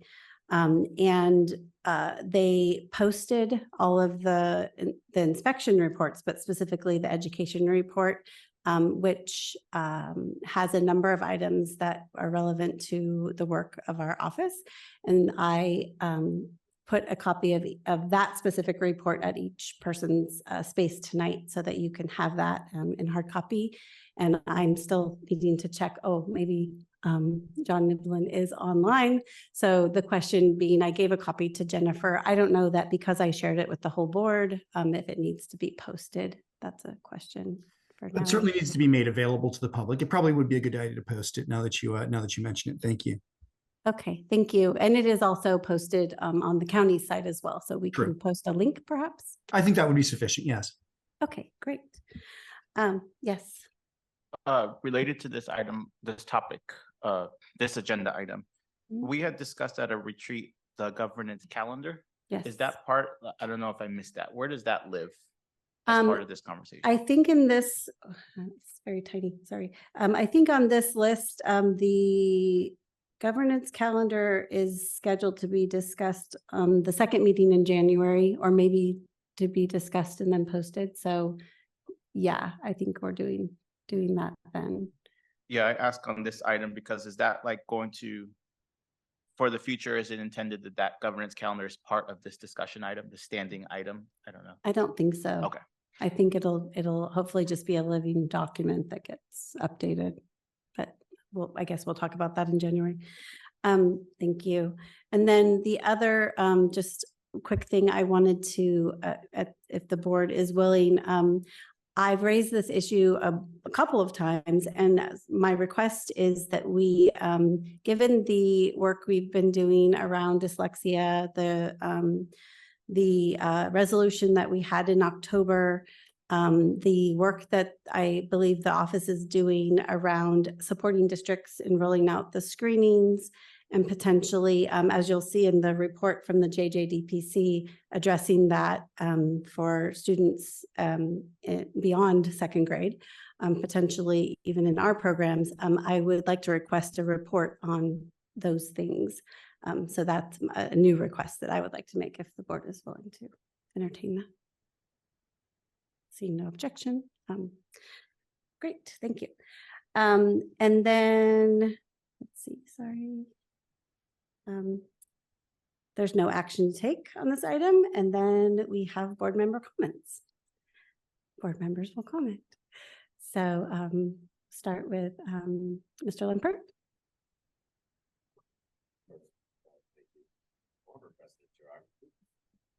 Former President Gerard, for your outstanding service as president again. So appreciated. So thank you, and congrats to our new president and vice president. Look forward to your leadership in the coming year. I just wanted to send my best wishes, and we're thinking of you every day, to our superintendent, and hang in there and be strong. And I look forward to seeing you in person soon.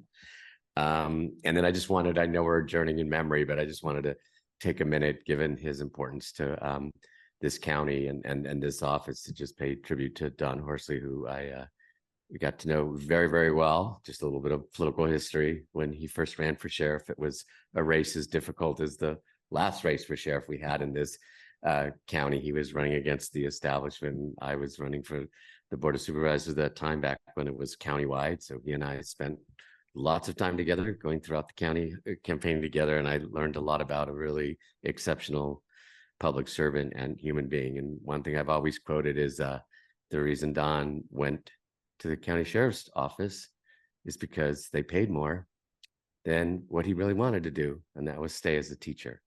And use that in the advocacy. It's something we should all be advocating a lot more, because someone like him would have been a great teacher. And why, from a taxpayer point of view, we were prioritizing law enforcement over education is something I'm not sure he even ever understood.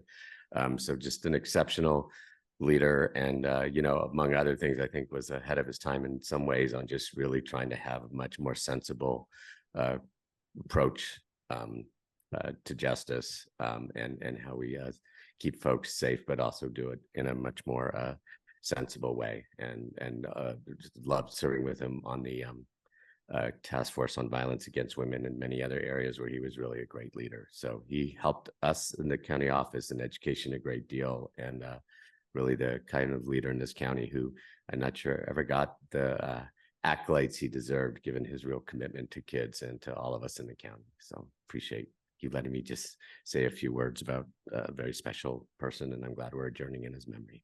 And happy holidays to all you guys. Next year. Thank you so much, Ted. Mr. Cannon? Well, Ted did a very nice job of thanking people, and I just add my congratulations and thanks to Beverly for her service. And best wishes to Chelsea and Hugo. I'm looking forward to working with you this next year. Just a quick message to Nancy that our family sends our love and support, and just expresses our respect for all that you're accomplishing in your battle with this terrible disease. And wish you the very best for the holiday season. Our visits yesterday it was, to the Ann Campbell Center and up to the Commodore sites were just terrific. I mean, what good people, what dedication, what wonderful programs. And looks like people are very committed to moving ahead and making them even better. It was a very nice coincidence tonight to have Anthony Maldonado be honored here today. And we saw our dear friend Gustavo, who used to work here. That building is immaculate. Also wanted to comment, Bev and I attended the Chief's Breakfast, and with so many good reminders of all the work that's been done over the last 10+ years since Beyond Newtown and bringing up safety for our students in this county, tremendous efforts to coordinate programs, and also their mental health safety as well as the physical. And I thought our staff that was there were terrific, and Claire did her usual great job of summarizing our work, and Mason Hendricks did just a terrific job in explaining her work and the work the county office is doing for mental health and physical health of our students. So I thank them for that very productive, brief morning. And I think that's all I have. Best of wishes for happy holidays to everyone. Trustee Camacho. Thank you. I'll start. Great to see Superintendent McGee on the line. I haven't seen you in a bit, so it's really great to see your face there. And sending you all thoughts from the Camacho family. Trustee Gerard was president when I joined this board, and for 2 years, that's stint too, because you Rhonda had left at that moment, so you took over her term and then served for 2 years, and then this was a 2-year stint as well, right? So I've known President Gerard for a long time as President Gerard. One thing I would say is the scripts are so well done, but it doesn't mean it's easy, and you make it look so easy. So easy in a way that also makes people feel welcome. And, to me, that's particularly important for someone that comes here into this room, that they feel a part of this place and that they feel that they're welcome at any time. And you do that, and you do it so masterfully. So I appreciate your leadership. And that goes for any visitors. It goes for our staff. It goes for our students. You just bring a warmth to everything that you do as leader of this group. And so thank you for your service. And thank you for your service to CCB. We've had lots of conversations about that, and we'll continue to have conversations because I have lots of ideas. And then welcome to President Bonini and Vice President Torres. I think this is a really great. We have great things to see ahead. So excited for you all. The CSBA conference I was able to attend, which one of the things that I don't know that we talked always great programming there. But one of my favorite parts, which wasn't my favorite part when I first started this board, because I'm, if you didn't know, naturally introverted. One of my favorite parts now is actually connecting with trustees, not only throughout this county, but throughout the state, and learning about some of the similar things that we face, challenges we face, some of the similar successes we've had. And so networking has become a really treasured part of that for me. And it's a reminder of all of the things that we're working towards to better the lives of children. And that's very, very important to me. And so being able to connect with people around the state who are just as committed to children is refreshing. It's enlightening, and it really helps fuel the upcoming year for me. So I always kind of begrudgingly like, oh, I gotta go CSBA. But then when I'm there, the energy around all these people who are gathered for children is just tremendous. And that's an amazing thing. And then lastly, I can't read my notes. I don't know what that says.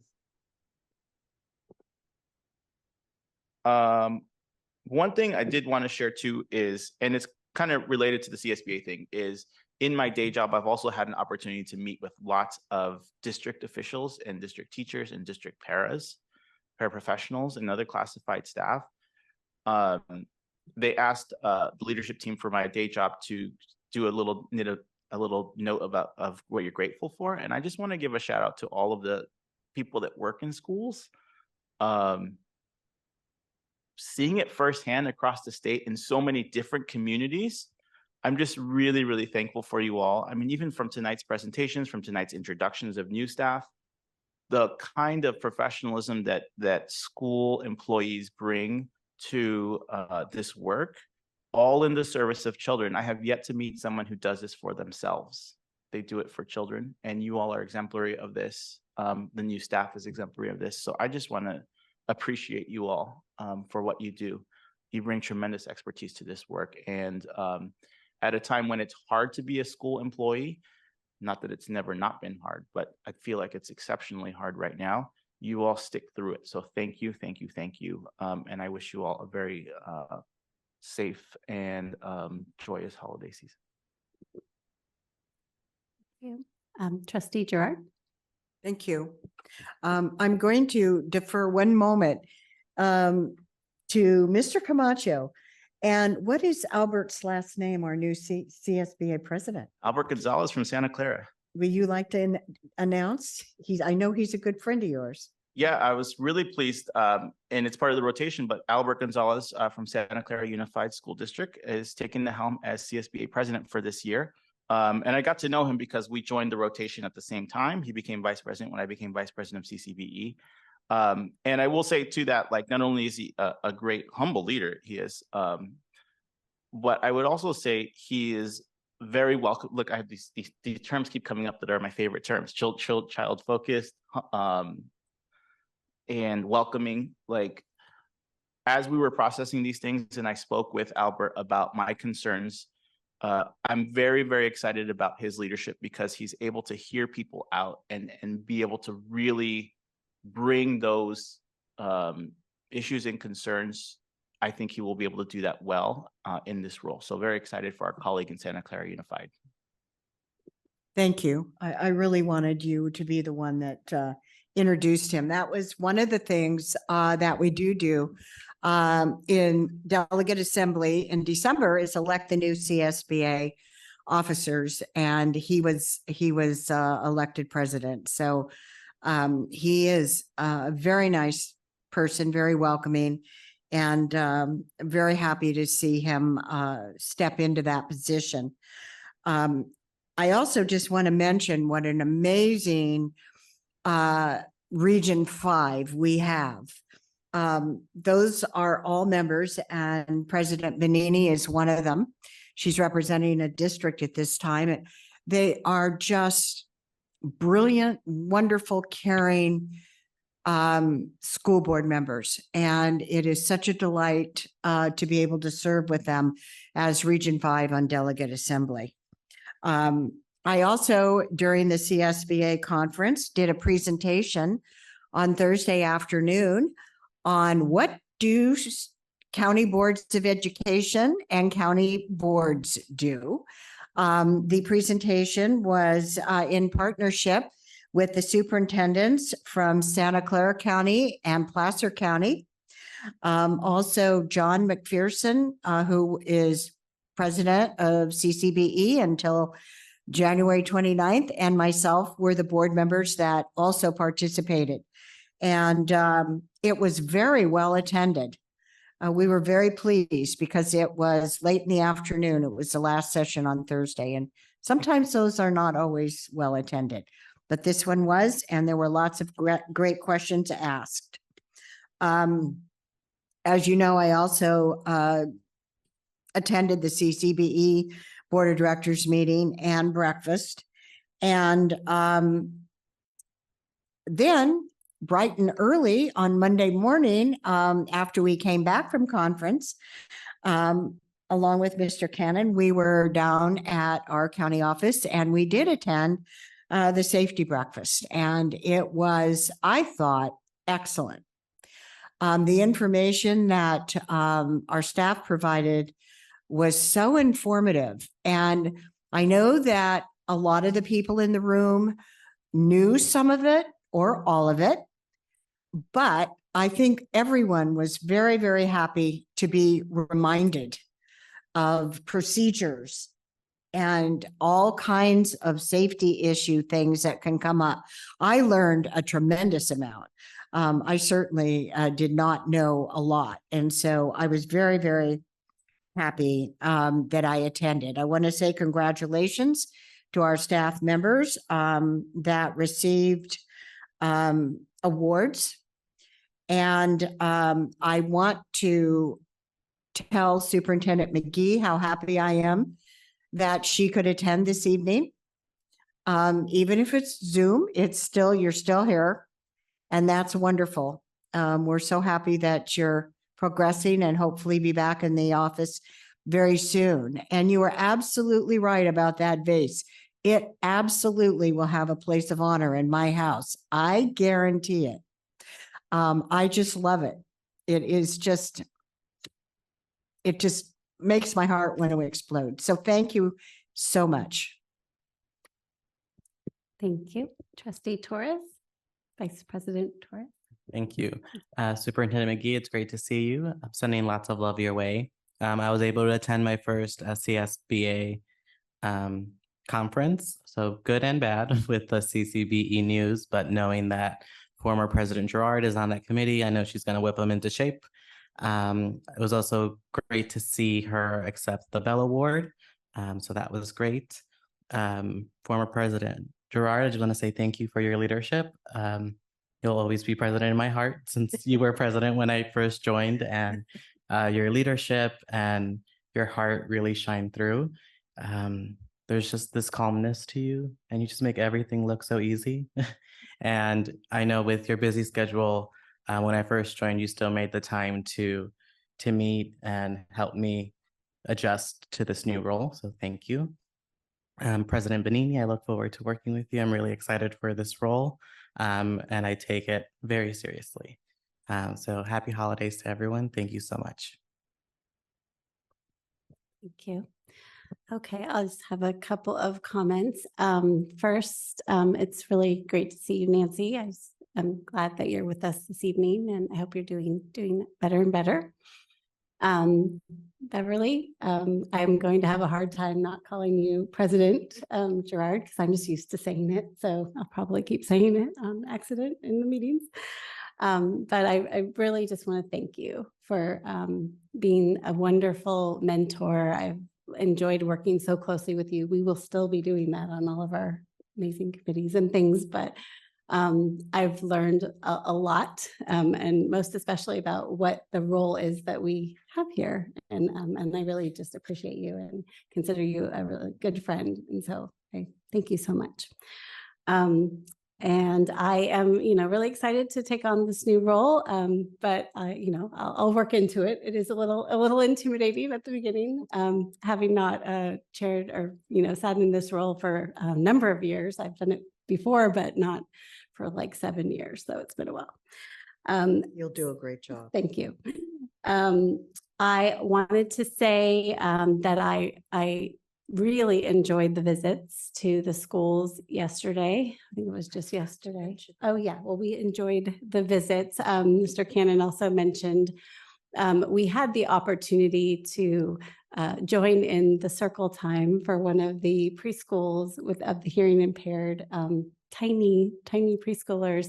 And I don't know the last name, but Amy, the teacher, was here this evening because, of course, there were awards being given for the Campbell Center. And it was lovely. It was just amazing. Yeah, it was precious. And then, just seeing the facility, there's a lot going on there, and we look forward to seeing more classes open, and we learned just a lot about what the future will be there.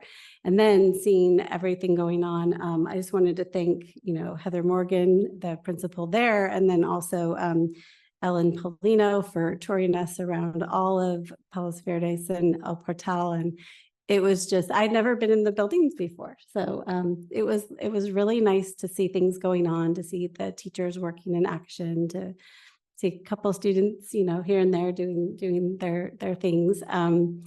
It was just really nice. So thank you for that opportunity, and we look forward to doing it again. And then CSBA, won't say too much. It was my second time going to Delegate Assembly. It's a long week to go to Delegate Assembly and CSBA, but there were a lot of important things going on, electing the new president and doing all the work.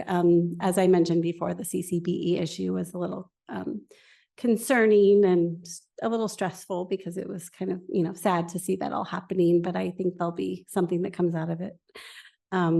And then today I really enjoyed coming to the holiday party of the celebration of lights and stars, and hearing how all the different decor was sort of put together by the team, and very warmly welcomed by Kristen Stout, who I think was leading the committee, and Jennifer Perna. Thank you for letting me sit with you, and Chris Shows for letting me sneak in the back door with you. So yeah, it was lovely. So I just want to wish everybody a great, holiday, and all the joy and happiness that comes with that, hopefully, and healing. So let's see. Our adjournment, our next regular meeting will take place on Wednesday, January 10th, 2024 at 7 p.m. And for this adjournment item, tonight we will adjourn our meeting in memory of Dawn Horsley. And I will read something nice things that we've heard a lot already too, but I'll go forward with this. The County Board of Education and County Superintendent respectfully adjourn this December 13th, 2023 board meeting in honor of former County Supervisor, Sheriff, and educator Dawn Horsley, an inspiring and tireless leader who helped make San Mateo County a more safe and supportive home for all students. Supervisor Horsley graduated from Westmore High School in Daly City and spent the early years of his career as a middle school teacher and juvenile probation counselor. Although he moved to law enforcement and other civic roles, Supervisor Horsley maintained a warm spot in his heart for students and schools. As sheriff, Supervisor Horsley created the Sheriff's Activities League to help youth become successful in school and stay positively engaged in the community. As an elected member of the Sequoia Healthcare District, Supervisor Horsley helped secure funding for school nurses. In response to the school shooting in Newtown, Connecticut in December 2012, Supervisor Horsley joined other county leaders in hosting a summit that addressed school violence, student mental health, and multidisciplinary approaches to creating safe schools.